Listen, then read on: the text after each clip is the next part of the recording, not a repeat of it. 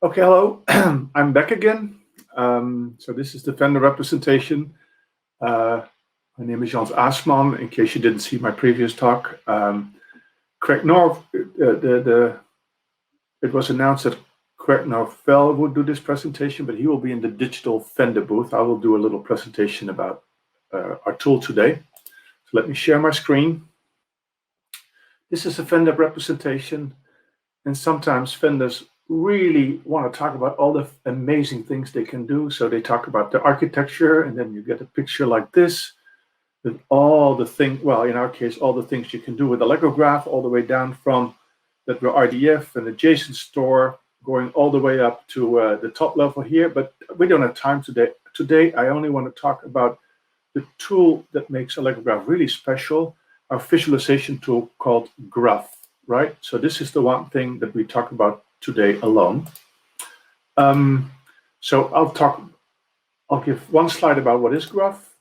Then I will be doing mostly some visualizations in Graph based on the entity event model I talked about this morning. And then when I'm done with that, I'll tell you about a small data set that you can play with yourself.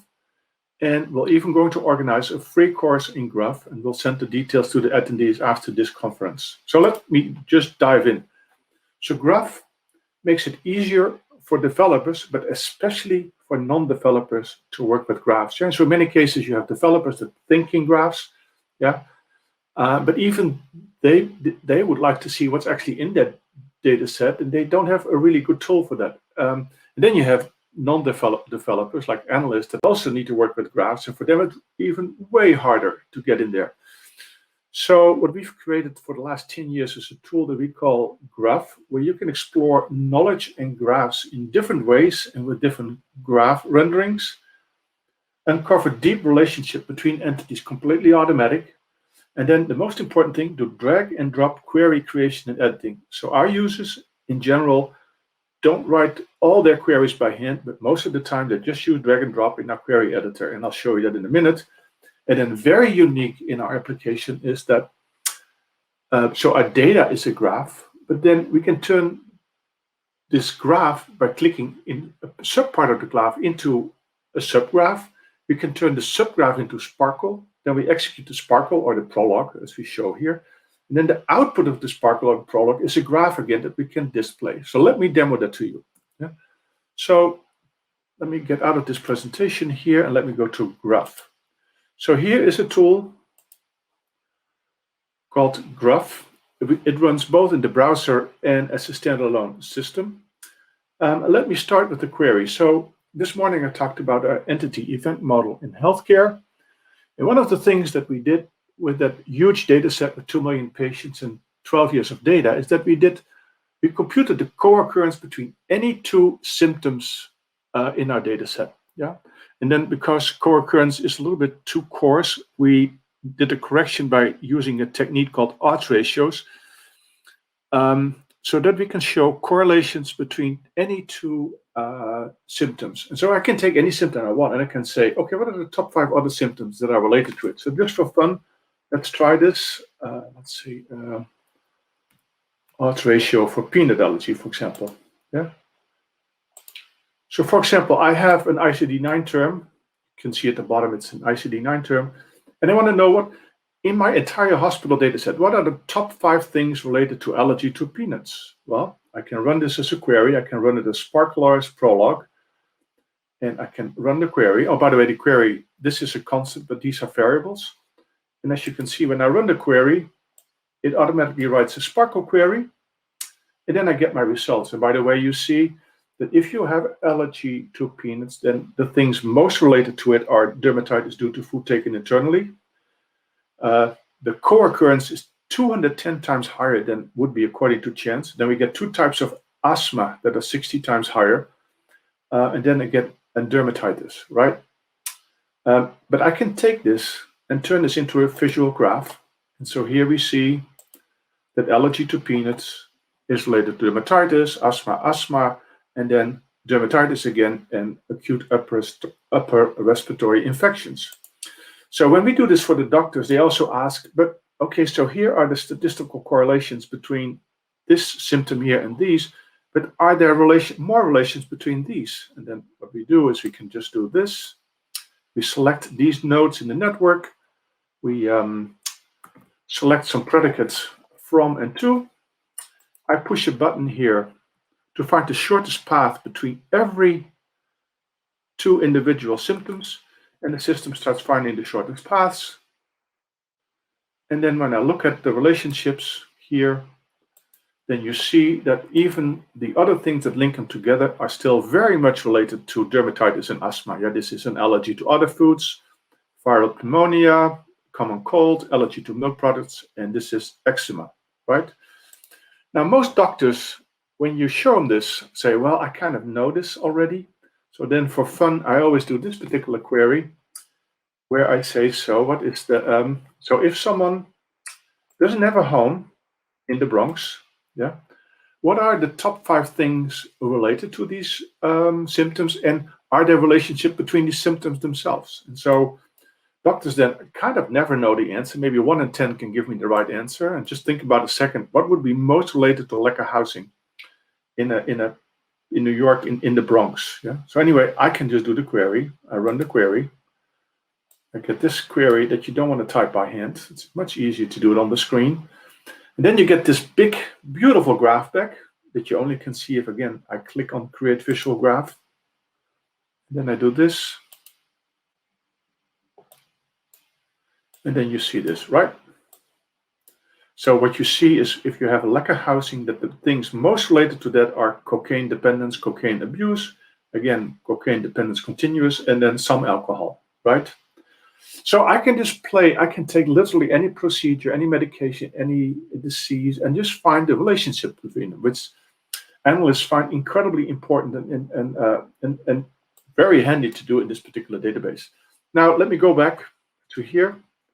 For the people that saw my talk this morning, yeah, this was the begin. These are the ICD-9 terms, but I showed them that they're also related to a taxonomy. So I can look at, for example, the exact match in SNOMED, ingestion dermatitis due to food. And then I can look, this is a child in SNOMED of dermatitis and drug eruptions and drug-induced lesions. And then I can look at, well, anyway, I can keep going higher up in the chain. But what I also could do is select the child and exact match. And I could look for these ICD-9 terms, how they actually also are related in the space of the taxonomy. So I would click on that, and I would wait, and then I would find the shortest path. So in this database, I can find both the relationships on a statistical level, and I can find the relationships in the knowledge bases that we have. Now, how do I make these queries if I don't have them already? So let me just, for fun, get rid of this query here and go back here, and I just select part of the graph. So allergy to peanuts, and maybe this and this, right? So I selected a little part of the graph, and then I can copy that to the query screen. Let me put it in the middle. And let's say I want to turn these two things, the dermatitis and this one here. Actually, let me just do this here.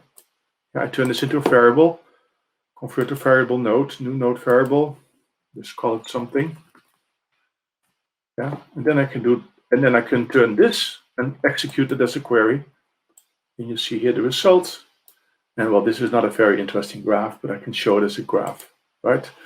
Okay, so this is a little bit how you work with this tool, and I have only 10 minutes, so that's about it. So let's go to, if you want to play yourself. So we have on our website a tutorial, and I'll show you in a minute what it is, to how to work with distributed Lego graph and how to work with a fake patient data set. Actually, it's modeled for an insurance company. And so I have here a tiny little data set with patients, and I could look at the patient here. So for people that wanted to know how the event database actually looks like, you can study that. You can click on this, and I could say, well, there is 7 claims, and the person obviously has some demographic data, and maybe there's a medication claim, right? And then I can look at the claim, and I could see, well, there's a diagnosis and a procedure. So let's look at the diagnoses. There's these two diagnoses, and maybe there was a procedure here. And this diagnosis then was a certain value, which in this case is malignant neoplasm of bronchus and lung unspecified, right? So again, if you saw my talk this morning, this is the simple layout of the database. Obviously, I could take any other patient. Even here, so we have a person here. I can, if I wanted to, even find all the relationship between these guys. Yeah, and I could select my predicates, and basically I select all the predicates that I have in this very, very simple system. And I just say, okay, let me select this set of predicates. And then I can say, so what is the shortest path between this and this? And again, it's going to be a total nonsense answer, but I just want to show you the kind of things that you can do with this.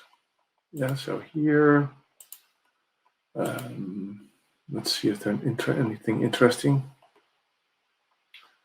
That's so interesting. But anyway, I can take this and I can start building up the relationships between these two patients. What I would hope for, that there was some medical. Oh yeah, here. Anyway, no, let's not go any deeper because I don't have any time anymore. All right, let me go back to my PowerPoint. And so, if you want to play with Graph 2, then what you can do, you can install a free version of AllegroGraph that allows you to go up to 5 million triples, or you send an email to Craig to get a license key for trying it out for a month. And then you can download multiple data sets on our website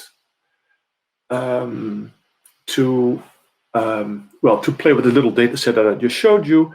And then you can see in this particular link how to do queries on the data set that I just showed you. Yeah, and if you want to learn how to work with Graph, it's relatively easy to use, but people really appreciate it if they get some lessons in it. So we'll set up a free course and send some information to the attendants after this meeting, so you can sign up. And if there's enough interest, then we'll organize some meetings where we can teach you Graph. All right, that's it. Thank you.